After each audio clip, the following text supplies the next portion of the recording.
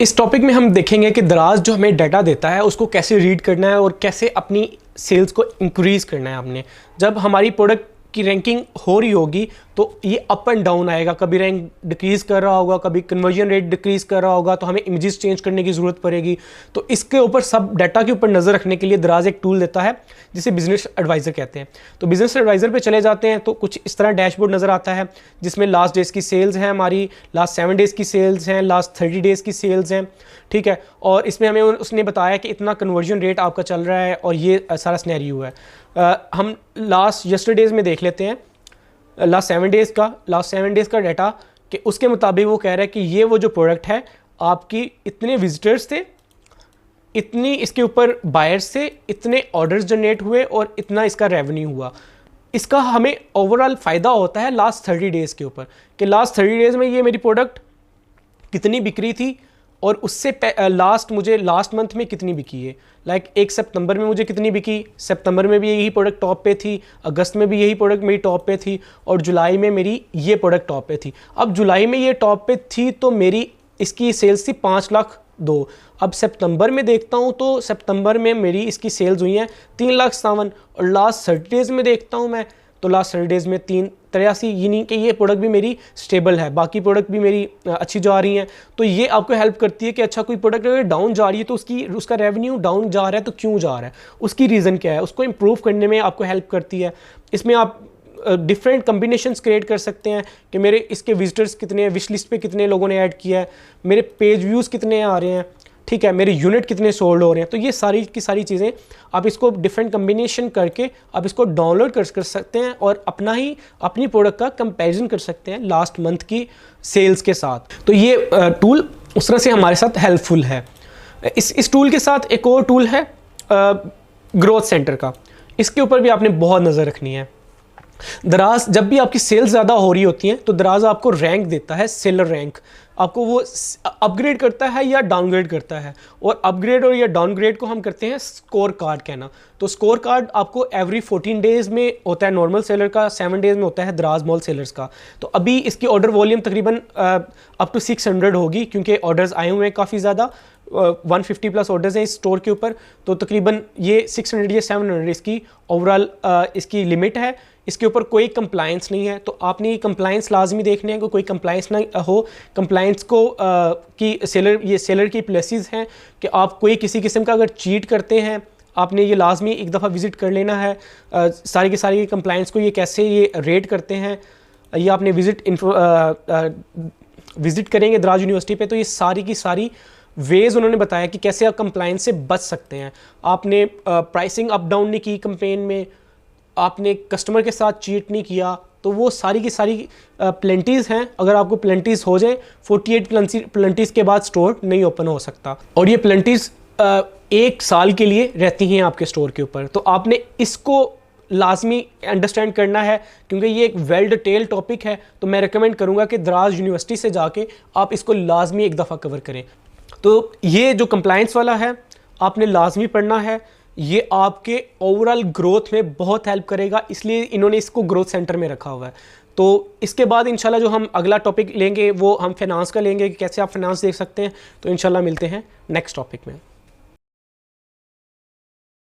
इस टॉपिक में हम देखेंगे कि आपको अकाउंट और फाइनेंस कैसे मैनेज करना है अपने दराज अकाउंट का। दराज कैसे आपको पेमेंट्स देता है और कैसे आपकी पेमेंट कैलकुलेट हो रही होती हैं, वो सारा का सारा पोर्शन हम इसमें कवर करेंगे। इसमें सबसे जो मोस्ट इंपॉर्टेंट पार्ट है स्क्रीन पे वो है ऑर्डर ओवरव्यू वाला ऑप्शन। अब ऑर्डर ओवरव्यू में देखेंगे कि आपको जो ऑर्डर नज़र आ रहा है उस ऑर्डर के अगेंस्ट आपको क्या पे आउट दराज ने दिया है। जस्ट लाइक ये एक प्रोडक्ट थी जो कि एस्टिमेट हमने 1100 रुपये की सेल की, इस पे इतने % दराज ने कमीशंस ली और ये बाकी सारी की सारी उसकी फीसिस थी, ठीक है, जिसमें वैट और बाकी शिपिंग फ़ीस के ऊपर जो वैट है या पेमेंट फ़ीस है 2.85% वो है। तो ये सारी की सारी कैलकुलेट ऑलरेडी उसने की हुई है। उसने हमें इसके अगेंस्ट 900 का पे आउट दिया है अपनी फीसिस सारी काटने के बाद। इसमें जस्ट यही वो डाटा है जो सेलर डैश पे भी आपने देखा था, ठीक है, सेलर डैश के कैलकुलेटर पे। तो 900 में से यानी माइनस करना है आपने प्रोडक्ट प्राइस और आपने एक्स्ट्रा चार्जेस जो कि आपने शिपिंग में लेबल अपना यूज़ किया, ठीक है। तो उसके बाद रिमेनिंग आपका प्रॉफिट मार्जिन्स हैं। तो यही वो वैल्यूज़ हमने ऑलरेडी बिल्ड कर दी हैं सेलर डैश में, लेकिन यहाँ पे आपको ऑर्डर बाय ऑर्डर आपको पता चल जाता आता है कि अगर आपने कोई डिस्काउंट्स दिए हुए हैं तो उसमें आपको प्रॉफिट हुआ है या लॉस हुआ है। तो ये बहुत इंपॉर्टेंट पार्ट है एज अ न्यू सेलर जाने में कि क्या आप डिस्काउंट्स के चक्कर में अपना लॉस तो नहीं कर रहे। तो उसको देखने के लिए आप पर ऑर्डर्स को देख सकते हैं कि आपको पे आउट क्या आ रहा है। तो जस्ट लाइक ये ऑर्डर था हमारे पास 1089 की, हमने ये चीज़ बेची थी 99, इसके ऊपर शिपिंग आई थी। शिपिंग के बाद सेम वही चीज़ उसने शिपिंग हमें क्रेडिट दे दी है और वैट हमें जो कि हमने पे करना है वो उसने दे दिया है और उसकी टोटल कैलकुलेशन कर ली है 137 और बाकी का हमें पे आउट दे दिया है।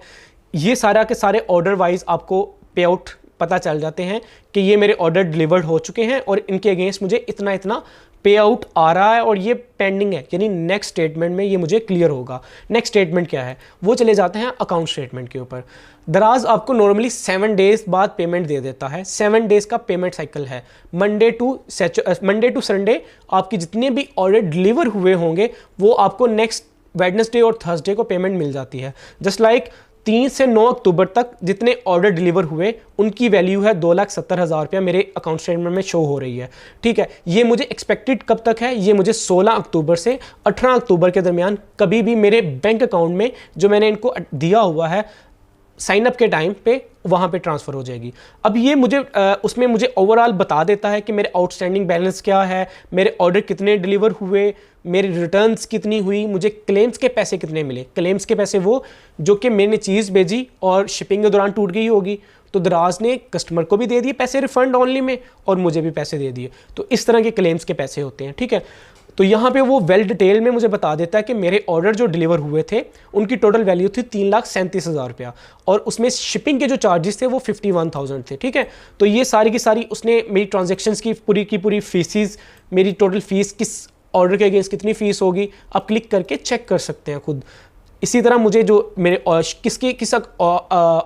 किस ऑर्डर के अगेंस्ट कितनी शिपिंग चार्ज हुई वो भी मैं देख सकता हूँ। तो ये सारी की सारी उसने बहुत ट्रांसपेरेंट रखी हुई है चीज़ें अपनी, आप इजीली देख सकते हैं और आप कैलकुलेट कर सकते हैं कि मुझे कितना प्रॉफिट या कितना लॉस हुआ है।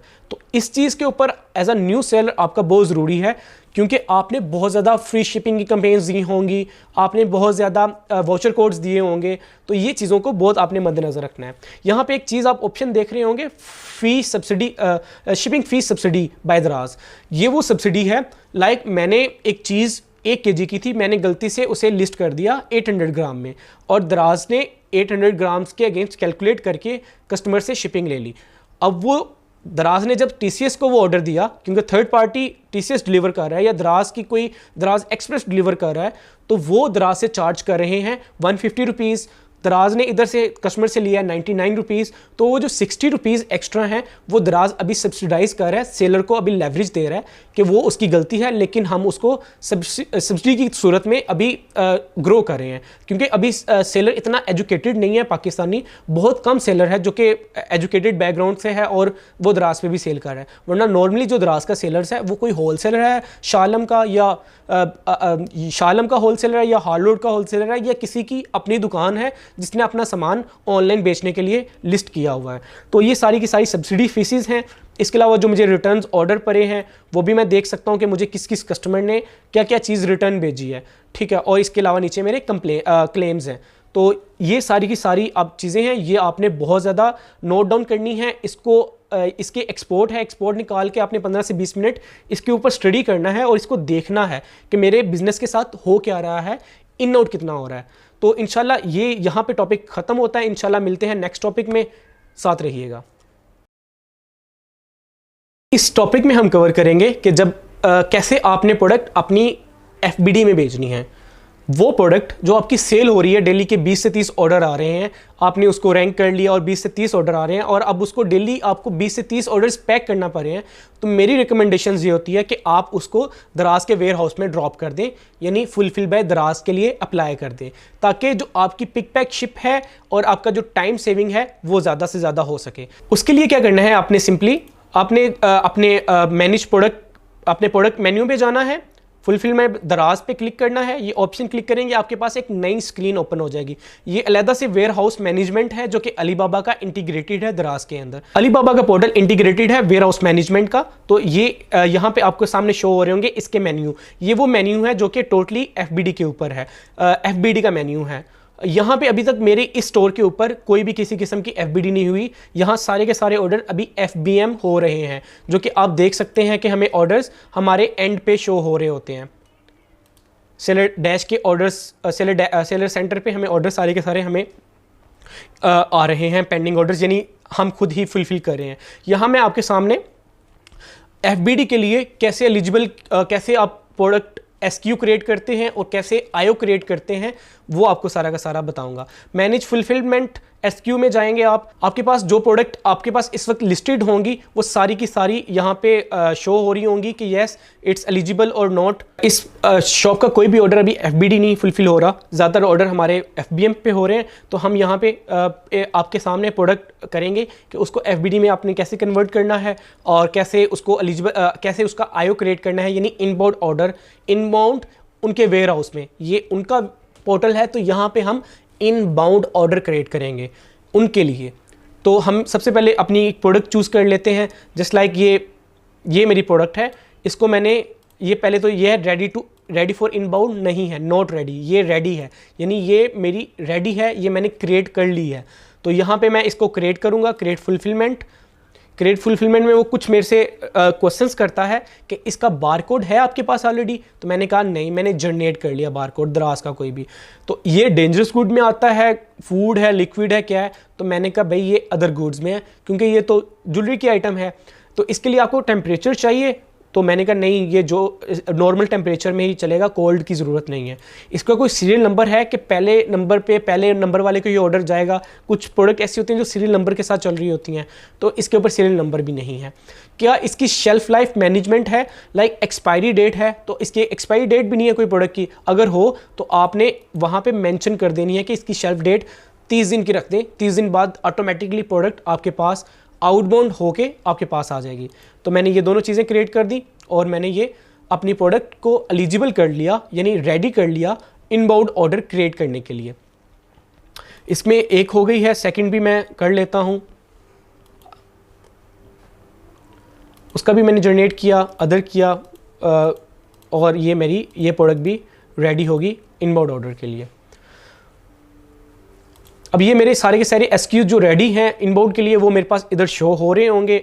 वो सारा डाटा जो हमने उनको दिया उसके ऊपर उन्होंने ये देख लिया। अब यहाँ पे हम एक ऑप्शन आ रहा है सेंड टू वेयर हाउस का।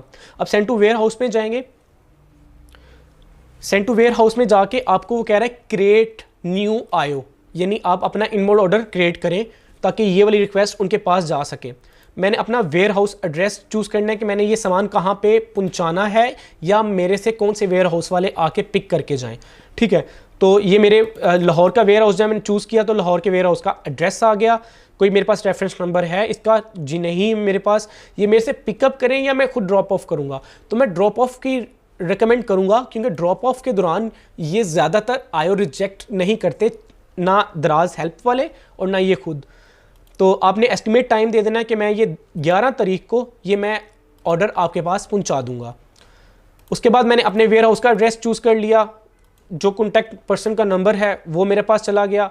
अब मैं इस पर कर लूँगा अपना जो मेरे SKUs रेडी थे वो मैं इनबाउंड ऑर्डर क्रिएट कर लूँगा, और इनके तकरीबन मैं 50-50 पीस इनबाउंड कर रहा हूँ। और मैं नोट लिख रहा हूँ, please approve my IO as soon as possible. My all product has more than 30+ orders. ठीक है, इस तरह आप नोट लिख सकते हैं ताकि उनको गाइडलाइन पहले से पता चल जाए कि हाँ ये प्रोडक्ट अच्छी सेल्स वाली हैं, तो ये इस वजह से ये इनबाउंड करवाना चाह रहा है, और आप सबमिट कर दें। तो इस तरह से आपका जो IO है वो क्रिएट हो जाएगा। इसको ये पेंडिंग अप्रूवल में जाएगा, तो पेंडिंग अप्रूवल में 3 से 4 दिन के अंदर अंदर ये अप्रूव हो जाता है। अगर पेंडिंग अप्रूवल से अप्रूव नहीं हो रहा तो आपको हेल्प में जाना पड़ेगा। वो भी मैं आपको बता देता हूँ कैसे आप हेल्प पे जाते हैं और कैसे आप उसको करते हैं, अपना कैसे आपने एक्स फॉर्म फिल करना है, तो वो आप वहाँ से जाके अप्रूवल करवा सकते हैं। तो यहाँ से इसी तरह सेम एज इट इज़ आपने कोई चीज़ वेयर हाउस से वापस मंगवानी है तो वो आप रिटर्न फ्रॉम वेयर हाउस से जाके क्रिएट अ OO, यानी आपका जो सामान आउटबाउंड ऑर्डर, अगर जो भी सामान आपका पड़ा होता है उसमें से आप प्रोडक्ट चूज़ कर लेते हैं, लाहौर का वेयर हाउस में आपका सामान पड़ा है, वो आपने चूज़ कर लिया, आपने सेल्फ पिकअप करनी है या ड्रॉप ऑफ करना है, किस दिन आपको चाहिए वो आप चूज़ कर लेते हैं। आप अपने वेयर हाउस का एड्रेस डाल देते हैं और इसी तरह आपके पास जो सामान वेयर हाउस में मौजूद है, क्योंकि अभी तक कोई वेयर हाउस में चूज़ नहीं है, मौजूद नहीं है, यहाँ पे आप वो प्रोडक्ट कर लेते हैं, कितना सामान मंगवाना है वो कंफर्म करके आप सबमिट कर देते हैं। इस तरह आपका आउटबाउंड ऑर्डर भी क्रिएट हो जाता है। तो इस तरह से हम टोटली मैनेज कर रहे होते हैं अपना इसका पोर्टल, अपना FBD का पोर्टल्स। इसमें सेल्स रिपोर्ट भी बता देता है, आपको लाइव इन्वेंट्री भी बता देता है कि आपकी कितनी लाइव इन्वेंट्री किस SKUs की अगेंस्ट आपकी पड़ी हुई है, कितनी इन्वेंट्री आपकी रिकॉल पे है, कितनी आपकी ब्रेक है।